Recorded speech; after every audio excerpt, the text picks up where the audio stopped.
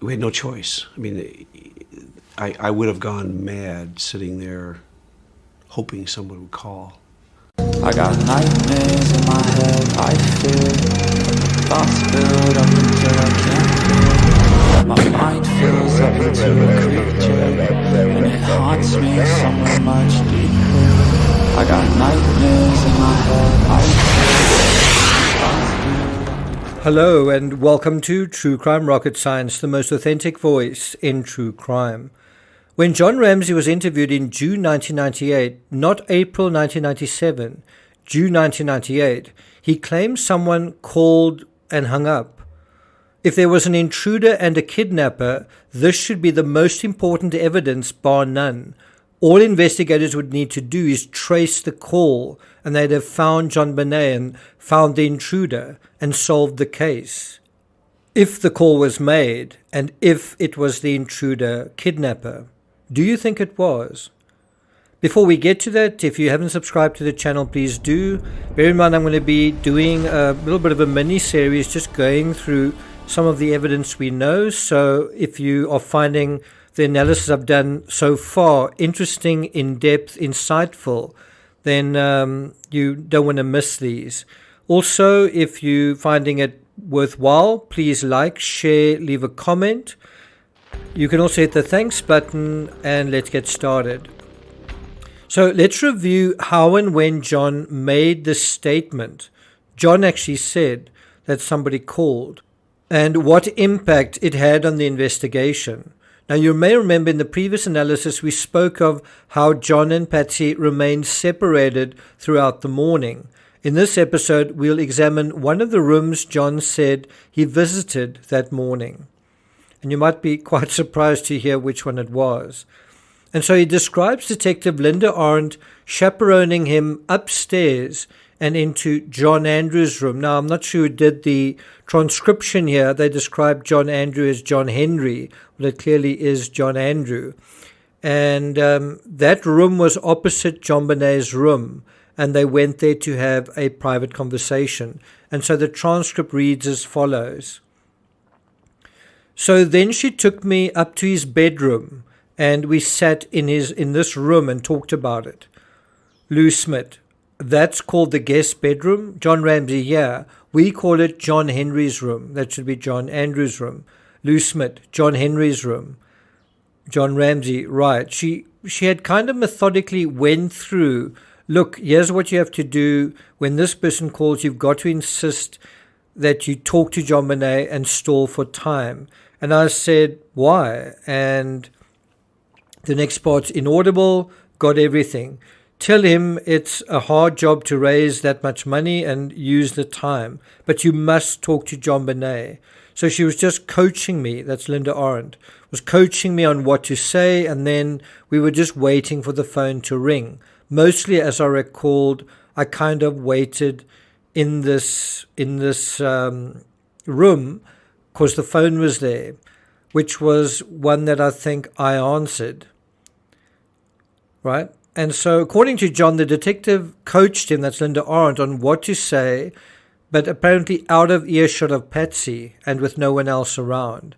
Now, although it's logical to assume John waited in the kitchen for the phone to ring because there was a wall phone in the kitchen, it actually seems as if John was supposed to be upstairs in John Andrews' room where the cops had set up monitoring equipment. And I think the other side to this is, if he was upstairs in this room, would anyone know where he was? Because everyone else was downstairs in the sunroom. Anyway, it goes on to say, mostly as I recalled, I kind of waited in this room, John Andrews' room, because the phone was here, which was the one that I think I answered. And it rang several times, inaudible, hang up. When I answered it, it was hung up. But most of the time it was, and so Lou Smith interrupts him. When was the hang up? John Ramsey. Well, that morning during that period of time, you got to hang up. But the other calls were either from Ron, inaudible, I think it should be Westmoreland. I think Shirley called, our old nanny, who had called coincidentally. Lou Smith said Shirley's, John Ramsey. I think Shirley called. Lou Smith, Shirley Brady, John Ramsey, Shirley Brady. Because I recall, I think I was kind of short with her because I wanted to be off the phone. Now, although the way John says it, it sounds kind of garbled, what he's saying is, through the course of the morning, someone called. He answered, and the caller then hung up. Wow! Let's run through that again. What John is saying is, through the course of the morning, someone called, he answered, and the caller then hung up. This could be huge, and yet you never really hear John talking about it in subsequent interviews. Why not? This could have been the break of the century. This could be the clue that breaks the case. Now, I'm not sure if the Ron he's referring to is Ron Walker, probably not. He was from the FBI. He was standing by with a 4-man kidnapping team monitoring the situation from Boulder Police Headquarters. And he would later arrive at the Ramsey residence and he would see Patsy looking distraught, but also looking at him through splayed fingers. More likely, that's a typo, and I think it's a reference to Rod, his banker in Atlanta, Rod Westmoreland. Now, he also doesn't mention here the numerous calls he made to his pilot or to his banker, as I say, Rod Westmoreland. Interestingly, in Death of Innocence, John describes it a little differently to what he said on the record to Lou Smith.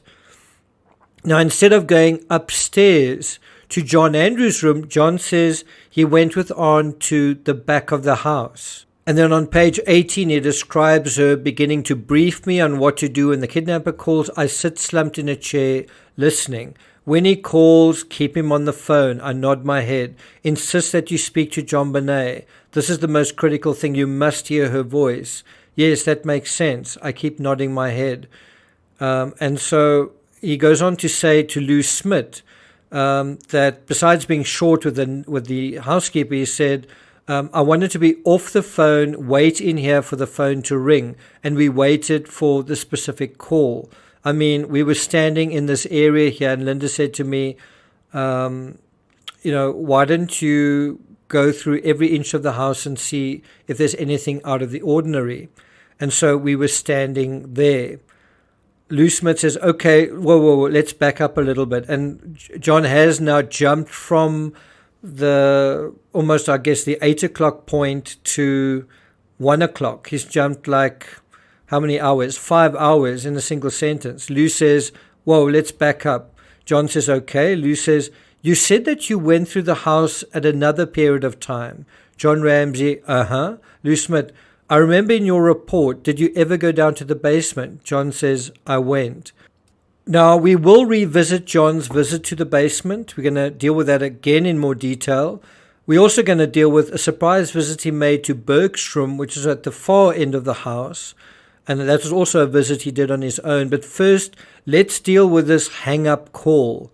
Is it a big deal? What do you think? Should it be a big deal? Well, there was a difficulty getting the Ramsey phone records.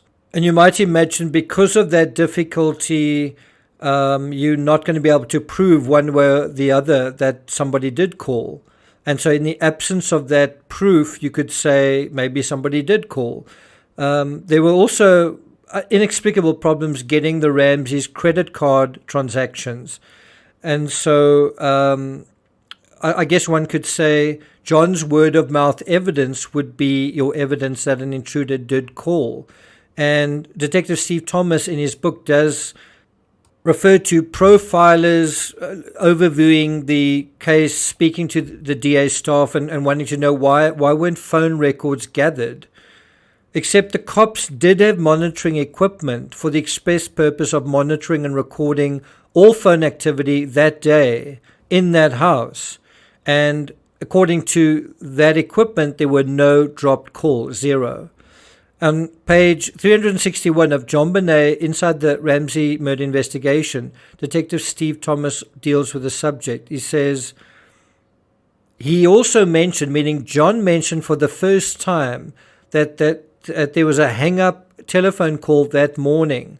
Although it suggested a kidnapper, our records did not show such a call and the phones were monitored. So why is it important to deal with this? You might say, wow, that is a wild goose chase. Well, it's in order to assess the reliability of what John says.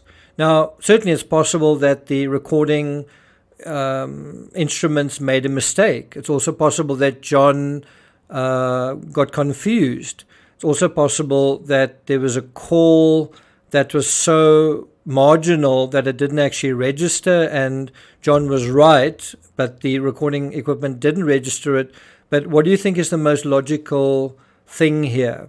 Do you think there was a kidnapper, there was an intruder, and he did call? Well, how would that make any sense if JonBenet was in the house to begin with? I mean, how could they ask for a ransom?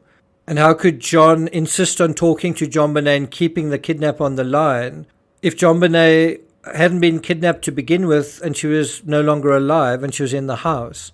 Now, how would all of that play out? So you can see that it is a bit dubious. And I think the additional aspect that makes it dubious is if it was such a big deal, you would imagine it would have been mentioned. And John, as far as I can see, doesn't mention it in his book either. The book was written around 2000. You know, this should be a really big deal, but he doesn't mention it. So why mention it in the police interview?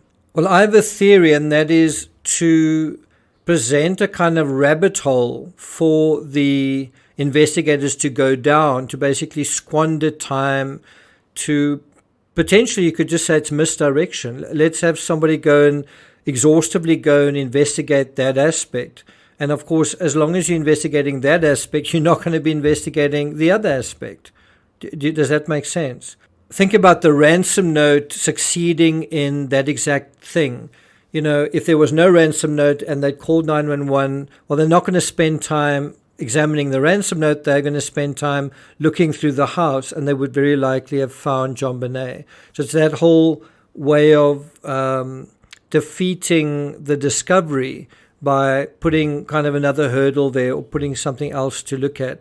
I'm just saying that is a potential aspect that's going on here to confuse and muddle the actual reality, the actual underlying reality.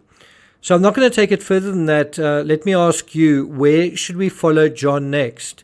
To Bergstrom or to the basement? Let me know in the comments. I'll also be following this analysis with a very interesting discussion of criminal intertextuality in the Scott Peterson case. Remember, the Ramsey case happened in late 1996, the Scott Peterson case late 2002, barely 5 years later. And so how much did the Ramsey case inspire the criminal intertextuality of Scott Peterson? If Scott Peterson was studying the Ramsey case, how could he improve his chances of getting away with murder by studying that case? That should be quite an interesting discussion. Thank you for listening, and I'll see you guys next time.